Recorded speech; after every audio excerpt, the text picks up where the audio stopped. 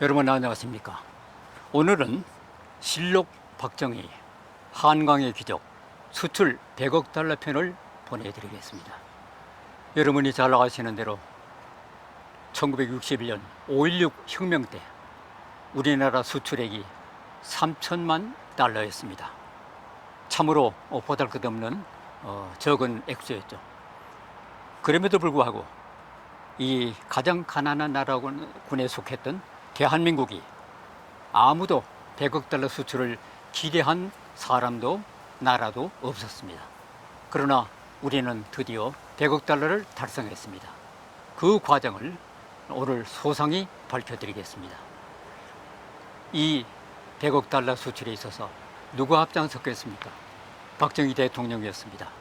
그 집념이 어디서 나왔는지 오늘도 대구에서 올라오신 우리 변호사님, 서석구 변호사님 모셨습니다. 안녕하세요. 네, 안녕하세요. 네. 지금 말씀드렸지만 박정희 대통령의 이 집념이 어디서부터 시작됐을까요? 예, 그 5.16 혁명 공약에도 보면 시급한 민생고를 해결하겠다 할 정도로 그 당시에 경제가 아주 절망적이었어요. 네. 그 박정희 대통령도 아주 가난한 농가에서 태어났고 그 육군 정보국에 근무할 때 남북의 경제를 비교하면서 북한이 남한보다 더 잘 산다는 걸 알고 큰 충격을 받았답니다. 네. 그래서 그렇게 된 이유가 보니까 그 일본이 식민지였잖아요. 우리 한국이 그때 네. 남한은 농업 위주로 하고 예. 북한은 공업 위주로 하기 때문에 자연적으로 해방이 됐을 때 북한이 공업 위주의 북한이 더 발전될 수밖에 없었는 것이죠. 네. 그런데 박정희 대통령은 이 남북 통일이 되자면 지금 북한이 잘 사는데 이래 가지고는 안 된다. 네. 그러니까 남한이 더 잘 살아야만 남북 통일을 이렇게 할 수 있냐. 그래서 이 시급한 민생고를 해결하고 이 한강의 기적 경제 건설 네. 여기에 주안점을 둔 그 집념을 갖게 된 것이죠. 예. 참 세계에서 가장 가난했던 한국. 이 민생고 해결도 급급할 정도 아니었습니까? 그렇죠. 당시에. 네. 미국의 대외 원조도 우리가 의존했었는데 그렇죠. 그것마저 줄어들었지 않습니까? 예. 그것도 아마 5.16의 영향이 있었을까요? 그렇죠. 이제 그 미국에서는 처음에는 네. 박정희가 사실 그 여순 반란 사건에 관여했던 그런 과거의 전력이 있는데다가 군사 정변이라는 것을 탐탁지 않게 생각했죠. 약간 나중에는 이 한강의 기적 이런 걸 보고 좀 놀랬죠. 예. 박정희 대통령에 대한 이 지도력에 놀랬는데 1957년도 그 원조가 3억 8,300만 달러였어요. 예. 그런데 5.16 혁명이 일어나니까 팍 줄어들어가지고 1억 9,900만 달러. 예. 거의 절반으로 떨어진 것이죠. 떨어졌어요. 예. 자, 이런 상태에서 경제 발전의 한강의 기준은 잠꼬대 같은 소리였죠. 그렇습니다. 자, 이런 절망적인 환경에서 이 절체절명의 위기를 극복해가 한강의 기적을 달성했다는 이 박정희 대통령, 이 한강의 기적, 이거는 세계가 놀랄만한 지금 대단한 성과였죠. 네. 5.16 혁명 때 조금 전에 말씀드렸지만 3천만 달러 정도의 그게 또 절반으로 떨어졌고. 그렇죠. 참 그때 수출품이라야 우리 여성들의 머리카락을 팔아서 그렇죠. 이렇게 채워주. 그야말로 눈물겨운 거죠. 네. 예. 그 3천만 달러 가운데 2천만 달러가 머리카락으로 채워졌다 하네 말이죠. 그렇죠. 우리가 할 게 기술이 없으니까 가발로 처음에는 그랬죠. 정말 그 과정은 순탄하지 않았겠죠? 그렇죠. 그래서 그 5.16 때 수출이 겨우 3천만 달러에 불과했어요. 그러니까 세계에서 가장 가난한 나라군에 속했죠. 그러다가 경제 개발을 시작한 그 1962년도에 그때 수출액이 5천만 달러. 그리고 2년 만인 1964년도에 1억 달러. 1억 달러. 그리고 1970년에는 10억 달러. 10억 달러. 그리고 74년도에 사실 그 4차 중동전으로 인해 가지고 아랍 산유국들이 미국 편드는 나라들은 다 혼내줬잖아요. 예. 그리고 기름값 확 올려가지고 기름값이 128%나 인상이 됐는데 우리같이 자본이 없는 나라에서는 그냥 기가 막힌 노릇 아닙니까? 그렇습니다. 그때 박정희 대통령이 참 중동과의 끈질긴 외교. 우리는 미국 편이라는 것을 중동도 알잖아요. 네. 그러니까 미국 편을 들은 한국을 곱지 않게 봤는데 박정희 대통령이 그들을 끈질기게 설득해가지고 이 석유 수입을 안정적으로 했는데 이런 것도 상당히 그 대단한 외교, 이것이 또 한강의 기적에 큰 도움이 됐다고 하죠. 예. 그리고 우리 경제 부처 이름이 말이죠. 그렇죠. 맨 처음에 부흥부였다가 그렇죠. 또 건설부로 갔다가 그렇죠. 그다음에 경제기획으로 바꾸어졌지 않습니까? 그렇죠. 예. 이게 결정적인 역할이었다 하는데. 그렇죠. 그러니까 박정희 대통령은 단순히 군인 장군이었지만은 사실은 지난번 우리가 보도했지만 천재라 들어가는 대구사범 나왔죠. 그리고 일본 육사, 또 만주 사관학교, 그것도 아주 뭐 1등, 3등 예. 대단한 성적이잖아요. 항상 수재. 그러니까 이런 것이니까 우리 나라를 꾸려나가는 것에도 상당한 자산이 됐는데 네. 처음에는 부흥부가 이제 경제 발전을 했는데 이게 보니까 성과가 지지부진한 거예요. 예. 그 박정희 대통령이 이거 안 되겠다, 이 뭔가 바꿔야 되겠다. 이래가지고 이 부흥부를 전면 개편했어요. 예. 그래가지고 건설부로 개편했다가 그래서 본격적으로 1961년 7월 22일 경제기획원, 이것이 소위 말하는 한강의 기적의 산시라고 볼 수 있죠. 네. 이런 대단한 이 개편을 통해 가지고 엄청난 공헌을 한 것이죠. 예. 이렇게 세계의 2차 대전 후에 무려 저개발 국가가 50개국이 넘었죠. 그렇죠. 55개국인가 되는데 이 저개발 국가 가운데 유일하게 대한민국이 경제 성공하지 않았나 그렇죠. 이런 얘기를 하는데 사실입니까? 예, 그렇습니다. 2차 대전 이후에 1950년대 경제 개발이 55개국이 시도를 했는데 네. 거의 다 실패했어요. 실패했는데 왜 그랬냐? 인프라가 빈곤해가지고 인재가 부족하고 예. 또 지도자의 지도력도 부족하고 해가지고 판파이, 그리고 만연한 부패, 또 기술 관료와 교육의 결핍 때문에 계속 실패를 했죠. 한국은 그야말로 그걸 다 극복했다는 데서 놀라움을 금치 못하죠. 한국이 이 난관을 극복한 비결은 무엇일까요? 예, 다 실패했는데. 그렇죠. 그러니까 오히려 혁명이 딱 일어나고 박정희 대통령이 딱 간파한 게 뭐냐?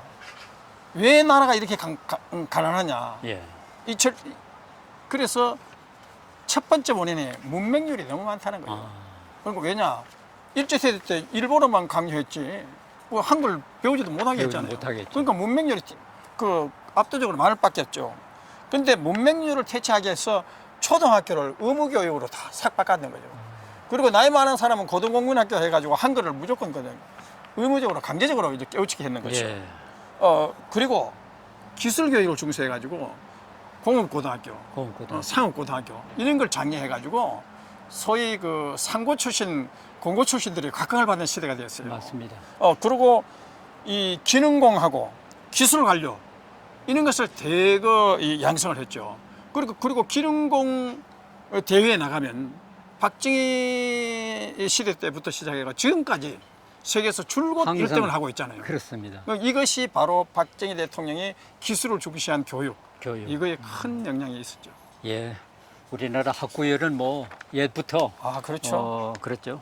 이 놀라운 발전은 세계에서도 주목했지 않습니까? 그렇죠. 이 미국도 이 한국의 경제 발전 대대적으로 보도를 했다는데 사실입니까? 그렇죠. 그러니까 1973년 6월에 미국의 시사 주간지 뉴스위크에서 The Second Jews, Koreans are coming. 예. 제2의 유태인 한국인이 몰려온다. 이 커버 스토리 제목에 예. 큰 대문짝만에 그랬어요. 그리고 거기서 한국 국민들이 근면성실하고 그리고 박정희 정권의 리더십이 탁월하다. 그리고 그 시절에 또 우리가 중농에 진출했잖아요. 예. 그리고 박정희 정부의 경제 발전 리더십 이걸 그 뉴스가 대대적으로 보도를 했죠. 예. 그리고 그때 중화학공업, 예. 세계에서 가난하고 돈도 없는 나라에서 중화학공업을 얼마나 내겠습니까? 이걸 그냥 덤벼 들어가지고 철강, 전자, 선박, 금속, 기계, 제품 수출 기폭제가 되게 하는 거지. 그리고 이 상상할 수 없는 어떻게 세계에서 가장 가난한 나라가 중화학공업까지 뛰어들어가지고 그래서 미국의 언론도 감탄할 수밖에 없었죠. 네. 참 앞을 내다보는 해안 그렇죠. 그것이라고 봐야 되는데 대단합니다. 무엇보다도 오원철 경제수석 당시에 예. 그분이 얘기한 걸 따르면은 이 중화학공 조금 전에 얘기하신 그렇죠. 것이 이것이 가장 1억 달러에서 100억 달러로 가는 좋은 정책 중에 하나였다. 아, 그렇죠. 중화공업 음. 육성. 이거 가장 큰 기적의 바탕이었다 하는데 사실이겠죠? 예, 네, 그렇습니다. 그 오원철 경제수석의 제안하고 예. 김정년 비서실장이 동의하고 예. 거기에다가 박정희 대통령의 놀라운 그 결단으로 해가지고 이른바 중화공업 시대, 우리도 꿈도 꾸지 못할 그 가난한 시대에 예. 이 시대가 열린 겁니다. 그때 한국이 사실은 경공업 분야에 불과했어요. 예. 입에 풀칠하는 그 순질이었죠. 그런데 중화공업이 종합제철과 석유화학의 국제 규모의 3분지를 차지하고 있다는 이 사실을 간파해가지고 이것이 육성시키는 게 절실한 과제다. 아. 박정희 대통령이 깨닫고 우리 경제 기술 관료들이 여기에 같이 박차를 가한 거지. 근데 제가 늘 생각하지만 박정희 대통령이 어떻게 이 경제까지도 이 군인 출신으로 생각이 되는데 그렇죠, 군인인데. 이렇게 해박하게 예, 인재를 등용시키고 예, 그 정책을 또 밀어주고 예. 이런 것은 이 바탕이 어디서 그렇죠.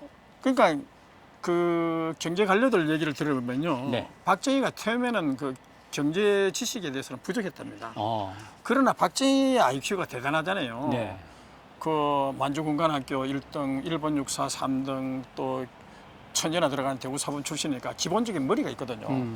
그래서 서독 방문 때 서독의 놀라운 그 라인강의 기적을 보고 우리도 한강의 기적을 해야 되겠다. 이렇게 해서 경제기획원이 정기적으로 그 매달 경제 동행 보고회의에 참석하면서 예. 거기서 배웠다는 거 아닙니까? 그래서 배워가지고 나중에는 경제 지식이 놀랄 정도로 좋아져가지고 경제 관료들의 말을 빌리면 박정희 대통령은 1967년부터는 탁월한 경제학 박사가 됐다. 그래서 그런 말을 들을 정도로 박정희 대통령이 이런 경제학에 해박한 지식을 갖게 된 것이 또 한강의 기적을 리드해 나가는데 큰 자산이 된 것이죠. 예. 정말 아까 그 말씀해 주신 64년도에 1억 달러 수출, 그렇죠. 70년에 10억 달러. 그리고 우리가 77년에 100억 달러 수출을 달성하지 않습니까? 그렇죠, 그렇죠. 근데 보니까 서독은 무려 11년 걸렸고 네. 1억 달러에서 100억 달러. 네, 일본은 16년이 걸렸다는데 사실이죠. 그렇죠. 그런데 한국은 7년 만에 달성했다. 그렇죠. 지난번 우리가 방송한 경부 고속도로도 세계 신기록이라고 하잖아요. 그렇습니다. 공기단체 아, 그 작은 비용으로 그것도 순수한 우리 돈으로 해가지고요. 그러니까 한강의 기적이라는 소리가 나올 수밖에 없는. 그렇죠, 그렇죠. 예. 그러니까 이제 70년대 목표가 그 10월 유신이었잖아요. 예, 예. 그러니까 이게 100억 불 수출을 하고 또 1000불 소득이라는 박정희 정부가 그런 구호를 내걸었잖아요. 그리고 민생고를 해결한다는 이 당초 목표보다 4년이나 빨리 이 혁명 공약이 경제 공약이 실현된 것이죠. 네. 그리고 이제 1977년도 100억 불 수출을 자축하는 장충체육관 77년 12월 22일 그 연설에서 이 기쁨과 보람은 결코 기적이 아니다. 바로 우리 국민 여러분의 고귀한 땀과 불굴의 집념이 낳은 값진 소산이고 우리 세대의 땀에 젖은 발자취로 언젠가 빛날 것입니다. 예. 이런 유명한 연설을 했죠. 그 정말 참 확실한 말씀이네요. 그렇죠. 예, 고귀한 땀과 불굴의 집념이 나온 맞습니다. 우리의 값진 소산이다. 100억 달러. 여러분 지금은 뭐 이 100억 달러가 쉽게 얘기할 수 있습니다만 당시로 말하면 그렇죠. 대단한 성과였다는 것을 그렇죠. 말씀드립니다. 그리고 최근에 보면은 전 세계가 폭염 오늘도 28도까지 올라간다 하는데요. 그렇죠. 뭐 까치까지 와서 지금 짓고 있고요. 그렇죠. 오랜만에 야외 나왔더니 참 뜨거운데 이 폭우, 우박 이런 것이 자연재해가 지진이라든지 이러다가 지구가 멸망하는 게 아닌가 이런 우려들까지 나오는데요. 한국이 그래도 비교적 안전하다고 그렇죠. 보여지죠? 그렇죠. 지금 뭐 미국, 중국, 인도, 인도네시아, 브라질, 태국, 아프리카 비롯한 전 세계가 이 기상 피해 몸살을 앓고 있는데 폭염, 폭우, 우박 그 토네이도 예. 거기다가 이제 지진까지 겹쳐가지고 난리가 나고 그 섭씨 40도, 50도 사람이 견딜 수가 없죠. 이 예. 정도 되면 이렇게 하는데 우리 한국은 왜 이렇게 되느냐? 결국 우리는 박정희 정권에 대해서 감사하게 생각해야 돼요. 그리고 박정희 정권과 그 시대의 국민들이 예. 산림 녹화를 이래가지고 우리나라 국토가 70%가 산림입니다. 근데 국토 70%가 산림이라는 나라는 극히 드문데 거기다가 그 70%의 산림이 다 울창하거든요. 예. 사실 박정희 정권이 집권했을 때만 해도 황무지였어요. 그렇습니다. 뭐 완전히 이 나라가 이 붉은 산림이 국토. 예. 돼가지고 우리 국민들이 이게 이 나무가 없어가지고 엄청나게 그때는 뗄감이 없어가지고 무조건 그냥 산에 가 나무를 하다 보니까 그런 현상이 빚어졌죠. 예. 그래서 우리가 그린벨트나 군사보호구역을 잘 지켜야 된다는 예. 거죠. 우리 위정자들이 정권이 이걸 잘 지켜야 우리 소중한 이 기후가 그거 오늘도 보니까 얼마나 쾌적합니까? 그렇습니다. 전 세계는 난리인데 어딜 가든지 그렇죠. 부르는 것이 얼마나 이게 우리 국민들은 박정희 정권과 그 시대의 우리 국민들에 대해서 우리 감사하게 생각해야 돼요. 예. 예.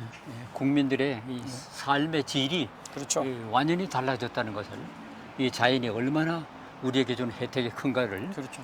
다시 한번 상기해야겠습니다. 오늘 박정희 한강의 이 배급을 이 수출은 뿐만 아니라 박정희 대통령 부정선거에서도 저항했던 분 아닙니까? 그래서 그 박정희 대통령의 부정선거에 대한 저항 정신과 배급불 수출 경제 발전을 위한 나라를 살리는 이런 위대한 리더십을 우리가 본받아야 할 겁니다. 네, 한강의 기적 100억 달러 수출편 오늘 여기까지 하고요. 다음 편에는 저희들이 박정희 대통령의 근검 절약 정신, 청렴 애국심에 대한 내용을 가지고 여러분을 만나도록 하겠습니다. 서면 변호사님 고생 많으셨습니다. 감사합니다. 우리 감사합니다. 전우백 박사님도 수고하셨습니다. 예, 고맙습니다. 감사합니다.